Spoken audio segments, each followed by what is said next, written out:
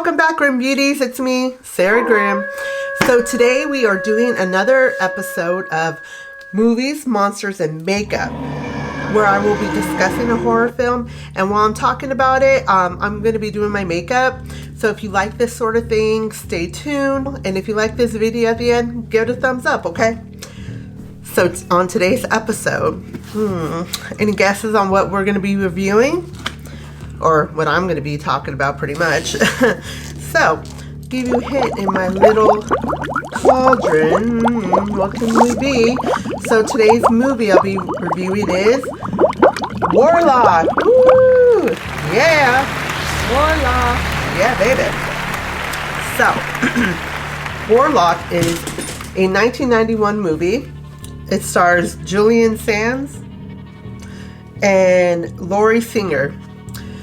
There's other characters, but I'm just gonna list them down in the description box because it takes up too much time for me to talk about it all. So this is one of the movies I saw as a child and I was instantly hooked. I love everything about witches and warlocks and all that, and not to mention oh, sorry, oops.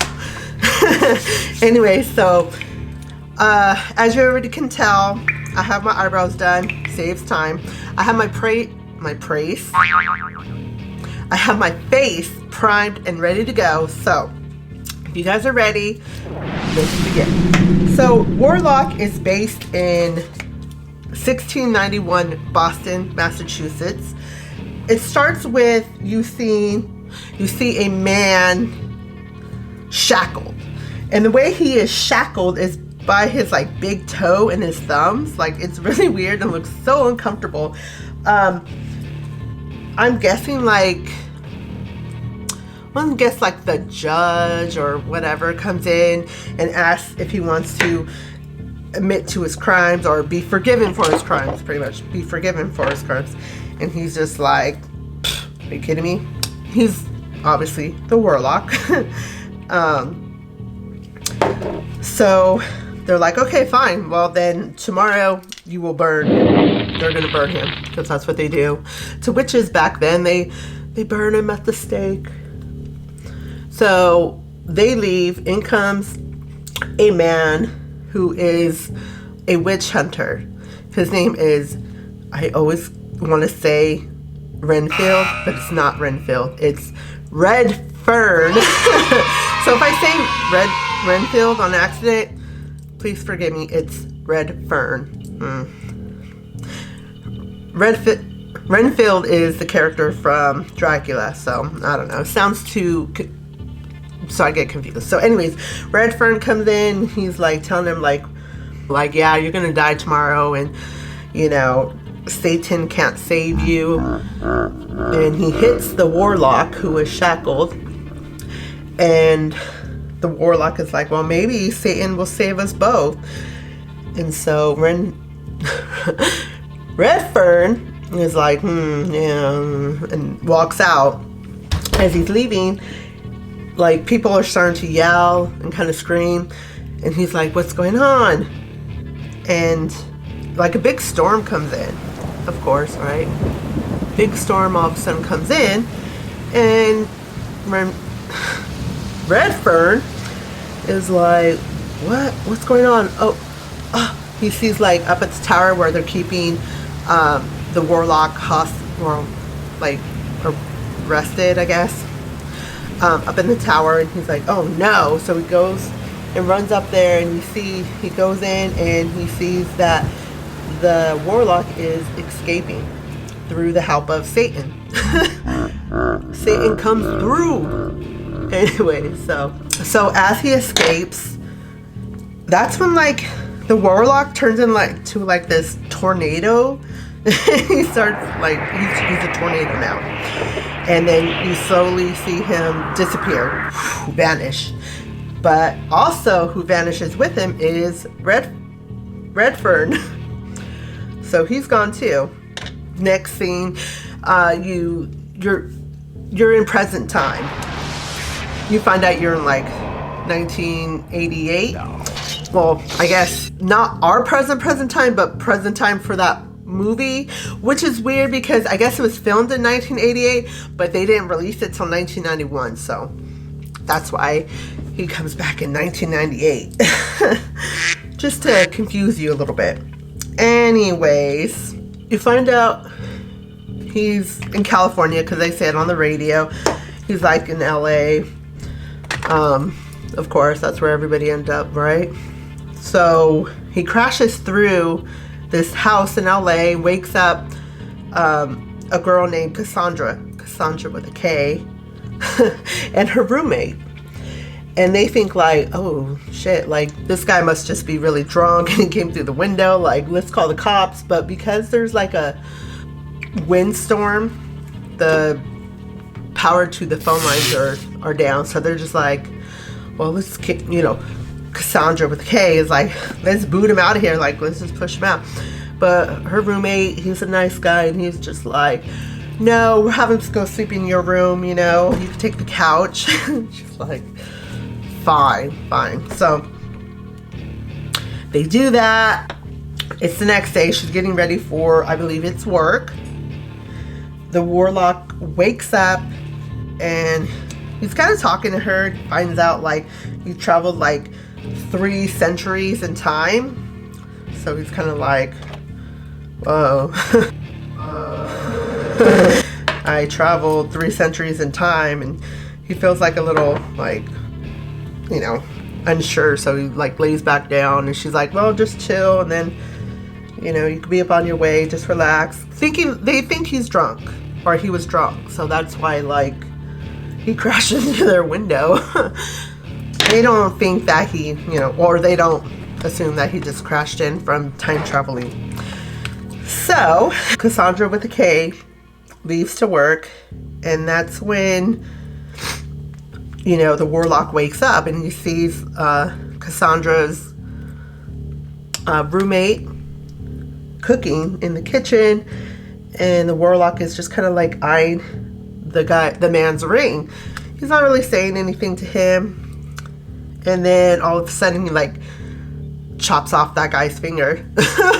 Like, oh, show you some nice hospitality, and what happens? The guy fucking chops off his finger and then bites out his tongue. Like, okay. So he basically kills that guy. After that, you know, the police come and they tell Kassandra with a K that, you know, her roommate died, and she explains like everything that happened, like this man came in through the window and blah blah blah. So, you know. So she's like nervous because she thinks that guy's gonna come back and kill her too. She doesn't know he's a warlock. She doesn't know anything about him. Nothing at all. The next scene cuts to the Warlock going to this metaphysic? I don't know. Bookstore where there is like a spiritualist who does like readings and stuff like that, seminars, and the Warlock goes there to, he wants like to channel like a spirit. He wants her to call on a spirit, and you know, she's like, oh, okay, even though she's a total fraud. He's telling her, I want you to look up Zamil, and she's like, okay, I'll look up Zamil, like I'll channel him. I'll channel him. So she starts off by like faking it, doing the whole breathing and I am Zamil kind of spiel, and he's like amused, and he's just like, he ain't believing it. He's like, like, no, let the real Zamil show his face. And then all of a sudden she starts like shaking and going a little crazy, and then up comes her face, and she's all freaking demonic looking, like really scary. Like the way they did the makeup was really cool. I really liked it. I thought it was pretty good. So the Warlock starts talking to Zamil, which is like the devil pretty much.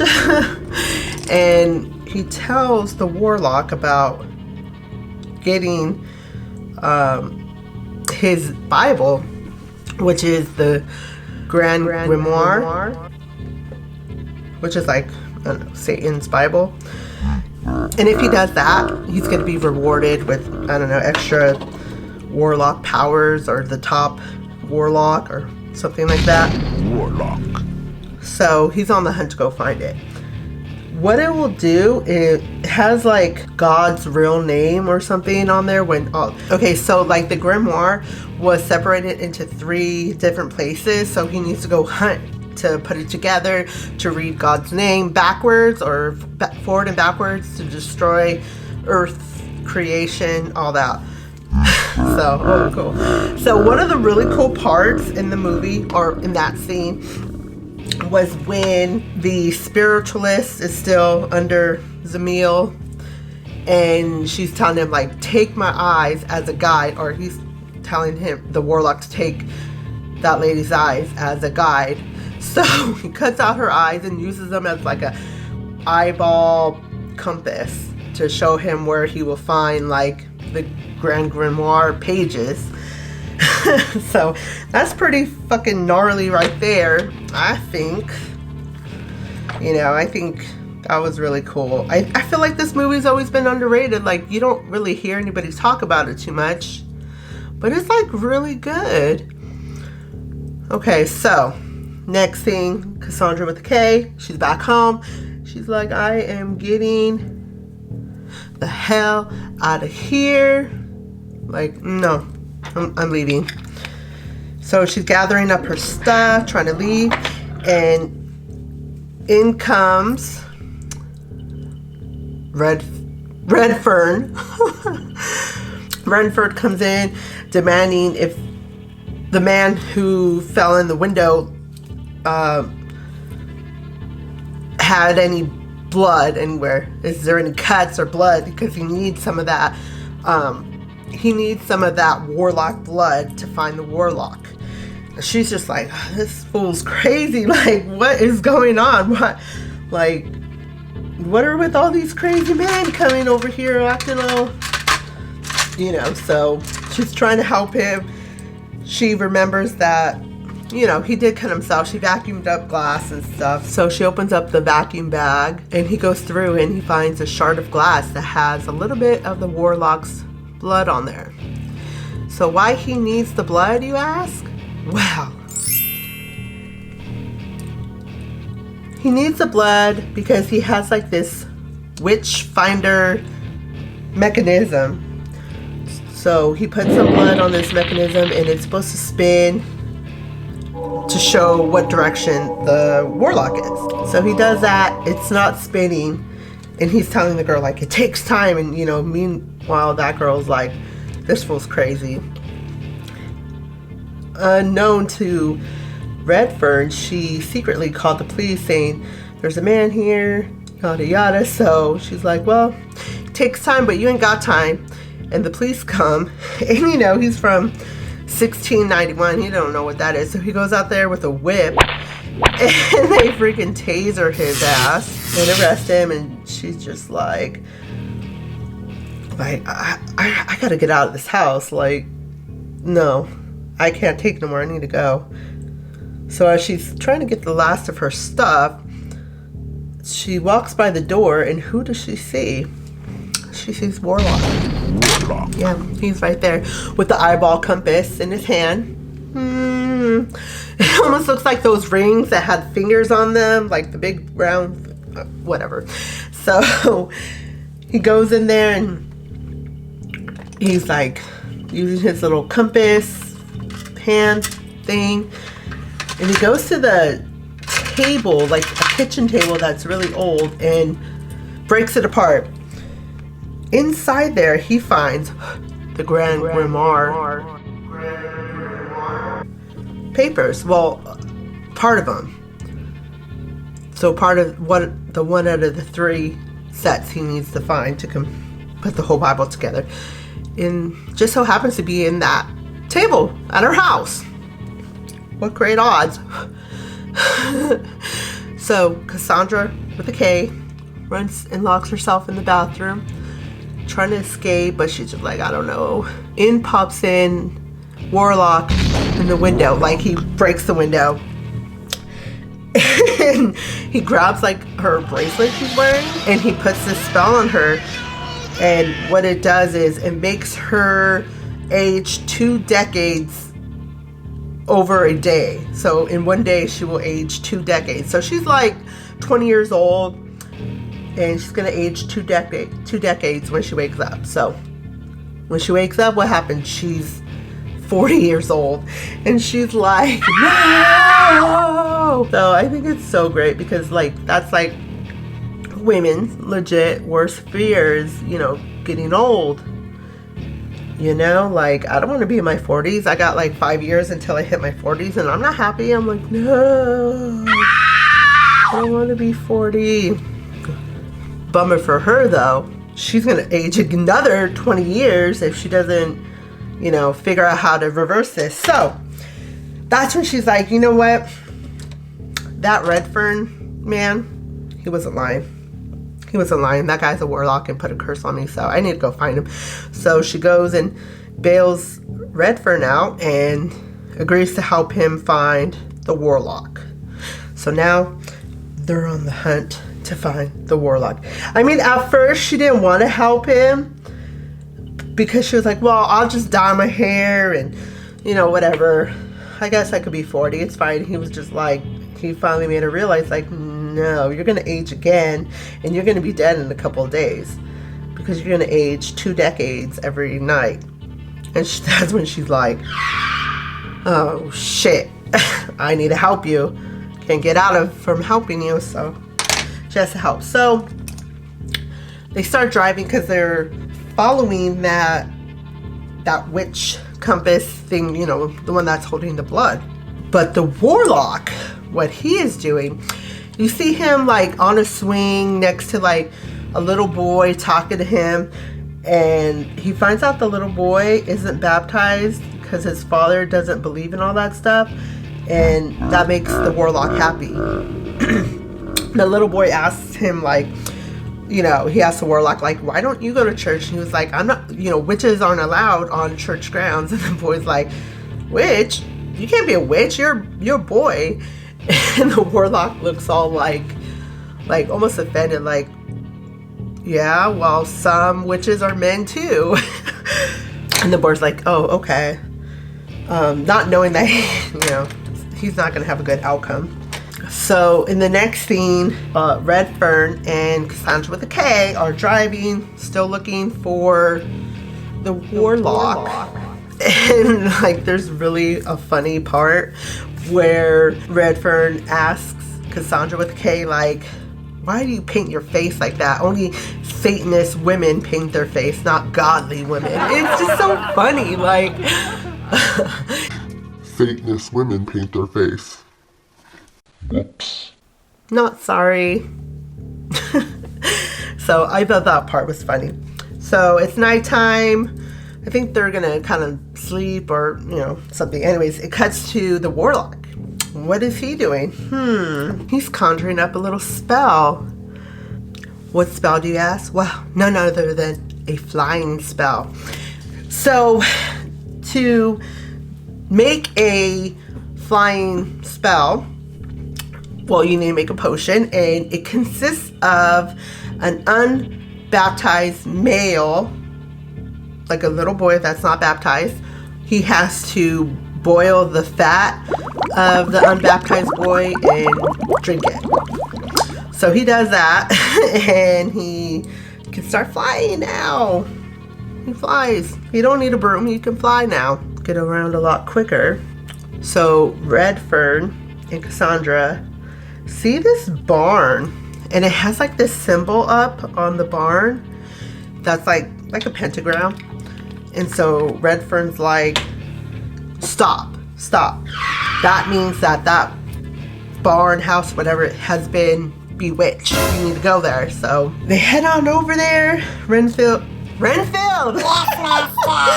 Oh my god, I can't. Okay, so Redferne, he drops in, he talks to a guy that's kind of like an Amish guy, and he asks him, like, are you bewitched? And the guy's like, yes. Dairy that curdles. There's something else, something to do with like fire that only burns blue. And there's one other thing I can't remember. Oh, bread that don't rise. That's another one. So those are signs that you are bewitched in a way, like there's a witch. So the old man goes and shows him, like, he's up in the attic, like that must be where the witch or warlock is. In the attic, that's where the warlock finds another part of the grimoire in like an old wooden wardrobe. He finds the papers, and Redferne goes up there to stop him, and he's telling Kassandra with a K and the old man, like, when you see him, don't look in his eyes because he can like put a spell on you. Also put these like 2 pennies in your mouth so he can't like bewitch you or something like that. Anyway, so Redferne goes up, confronts the warlock. Redferne sees now that like the warlock can fly, so he's like, ah, shoot. So the warlock flies out the barn or the attic, whatever, and starts flying. Redferne goes, you know, out the attic and gets like this weather vane that's made out of, I think it's like iron, and he's really good at throwing it because he threw it and it stabbed poor warlock in the shoulder, and you see him slowly like falling to the ground. So that's when Redferne grabs like the shackles that I was talking about earlier, the ones that cuff your thumbs to your toe, like to your big toe, like torturous. So he's starting to put those on. The old man's helping. Kassandra with the K is helping. Well, actually, Kassandra with the K is kind of just looking for the bracelet. The bracelet he took, because if she gets it back, it can reverse the spell. So she won't die in age and she'll go back to being 20. So during the struggle to get the warlock controlled again, the old man looks in his eyes and becomes kind of like bewitched. His eyes start bleeding and he's screaming, and Redferne's like, no, I need to help him. Well, the warlock's like, I'm out of here, and he starts hopping off away. Kassandra's like, Redferne, no, you need to go get him. He's like, I can't leave this old man here. Like, you go do it. Grab a hammer and nails, and anywhere you find like a footprint or whatever, get a hammer, put the nail there, slam the nail with the hammer, and it will hurt the warlock. So it's great. So she runs and go gets that. Mind you, now she's like 60 years old, so she's even more frail. So she sees like a footprint of his, because she knows that it's his because he's barefooted. So she gets the nail, hammers in the nail, and you just hear this absolutely horrid, loud scream from the warlock. He's screaming in pain, like, he feels it. Like, she finds another one, does the same thing, and he's just like withering in pain. She keeps on going.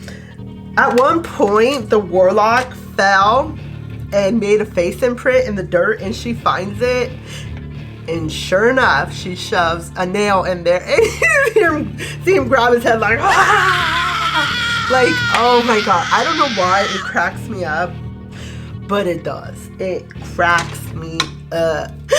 Like, I love the warlock, but it's just so funny when that happens. I don't know. It just gives me great pleasure to see that.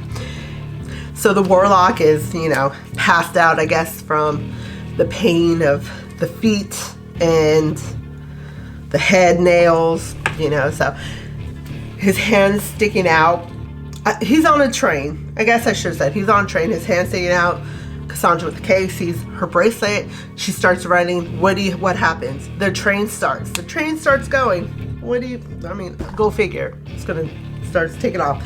So she's trying to run to grab it because she needs to reverse this curse, or else, you know, she's gonna die soon. So she's running and running, falls, gets up again. As soon as she gets there, what happens? The warlock wakes up, grabs her arm, and then I think he like hits her or something. So she falls down, and you're like, oh no, she didn't get the bracelet. You just see the warlock kind of mad dogging her as the train's going, because he's still on the train. And she looks defeated. She looks over at the hammer, and what do you know? The hammer caught her bracelet, and so now, like, she's gonna break the spell.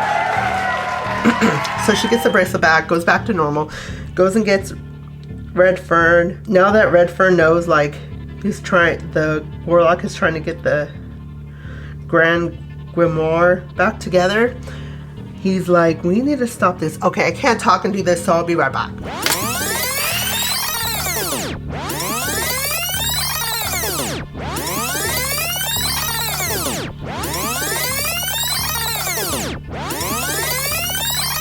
Okay, so Kassandra with the K goes back to Redferne and shows him that she broke the curse. She's fine. She's done. Bye. Peace. I'm gonna go. Redferne then tells her that, no, you're not done. You need to help me stop this warlock, because if you don't, the world will be gone, destroyed, done. So she agrees to finish helping him. They decide that they need to go to Boston. That's where the last part of the Grand Grimoire resides. They end up going on a plane, because obviously that's fastest. On the plane, he starts noticing like a man's creamer is curdled. Another man lights a cigarette, and the flame on the lighter is only blue. And I think that's the only thing he notices, and he's like, no, there's a witch on here, so we need to find him. And Kassandra's like, no, trust me, dude, there's no witch. He's not, or there's no warlock. He's not on here. So just to get Redferne to calm down, they start searching everywhere. They don't find anything, so I can't talk and do this, so I'll be back. So it turns out that the warlock really is on that plane. He's hiding in the luggage area. So Redferne was right. But hey, so they land in Boston, and Redferne and Kassandra with K find like a church, and they talk to the priest. The priest heard stories about the Grand Grimoire and what happened to it, and what happens if it, gets put back together. So he agrees to tell him kind of like where the rest of the pages are hidden. They're hidden in like a tomb in a cemetery. So they head to the cemetery. They're trying to look for like the symbol on the tombstone that will let them know like what tomb holds the Grand Grimoire papers. They find it. Kassandra with a K finds it, and she hides the name from Redferne on whose tomb it is. He moves her hand, finds out that it's actually his tomb. So he starts freaking out like, oh my god, it's my tomb, I'm dead. Well, of course you're dead. Of course you're dead. But yeah, so he's kind of like, I don't want to see my body. She's like, don't worry, I'll take care of it, So she opens it up and she's like, yeah, it's you. She takes the papers. Once she does that, who pops up? The warlock. He comes and he's like, I need those papers. My lipstick's a little wonky. I need to fix that. My lip looks like way off. He's trying to take the papers. Redferne and Kassandra with a K split the papers. They take off in separate ways. So Kassandra with a K becomes captured by the warlock. He begins torturing her by sticking shards of glass on the bottom of her foot, which is fucking awful. You just hear her screaming in so much pain, like, ooh, that kind of sucks so bad. Like long shards sticking in her foot. And you know why he does that? Is because she stuck those nails in his foot. So out comes Redferne, and he's telling the Warlock, like, stop, you know, well, stop torturing her. And the Warlock's like, well, let's do a trade. You give me those pages and you get the girl.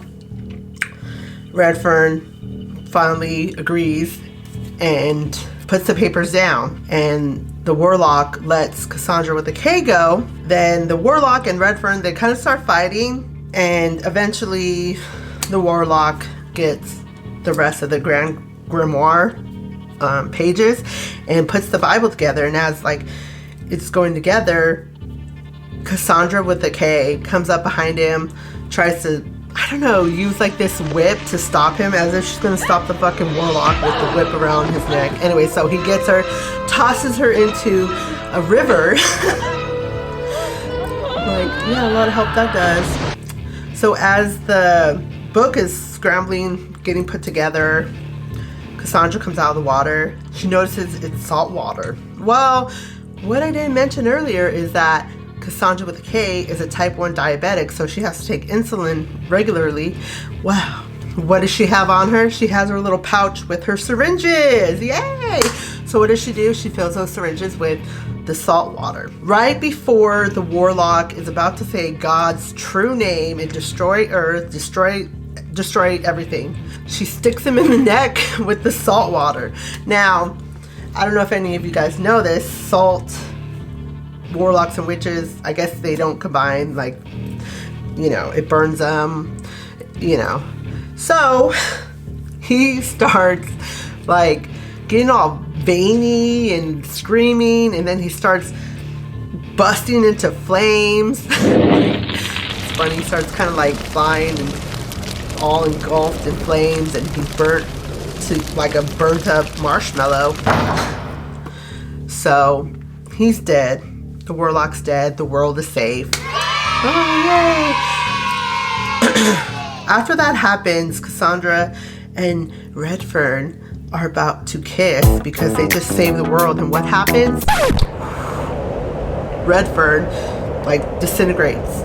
He starts turning into, like, this weird little tornado that just goes away.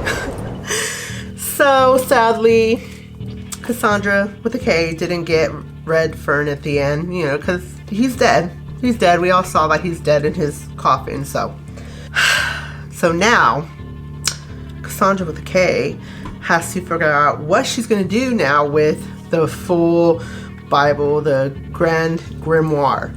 She's like, what am I going to do with this? Wow. She's a smart little cookie. You know what she does? She drives to Utah, to the salt flats, and she buries the Grimoire book in the salt flats. Like, that's smart. That's so smart, because like witches or warlocks can't go in salt or touch salt or any of that. So that's smart. So that's kind of, you know, that's basically how the movie ends. I think that's a really good ending. I mean, of course he comes back because there's sequels. But hey, you know, how many times does Jason Voorhees come back? Or Freddy Krueger? Like, they're never ever really dead, are they? Like, no. The only time I think people are really dead in movies is like when they're based on like real people, like in Scream, like Billy and Sue, they really died. Well, you know what I mean, like in the film. They're not coming back for a sequel like, oh, I didn't die, you know, like, no, they died. So, that is the movie review of Warlock on this episode of Movies, Monsters, Makeup. I really hope you guys enjoyed it. What do you think of my look? Did a little cute. I almost look like a little gothic schoolgirl, but I'm kind of going for my like witchiness. Oh, I know. Hang on. Let me finish my look. Alright, so here's my finished look. Got my cute little Killstar witchy hat going on here. Yeah, so I'm ready to go fly away. I really hope you guys enjoyed this video. I really enjoy doing these, so if you can, subscribe to my channel, give this video a like, share, let everybody know what I'm doing here. I need more subscribers, please, because, you know, I really enjoy doing this, and I hope you guys do too. So, with that being said, have a good weekend, or a good, well, I don't know if it's going to be the weekend when you watch this, but have a good day. Stay creepy, stay safe, and I will see you again next time. Bye.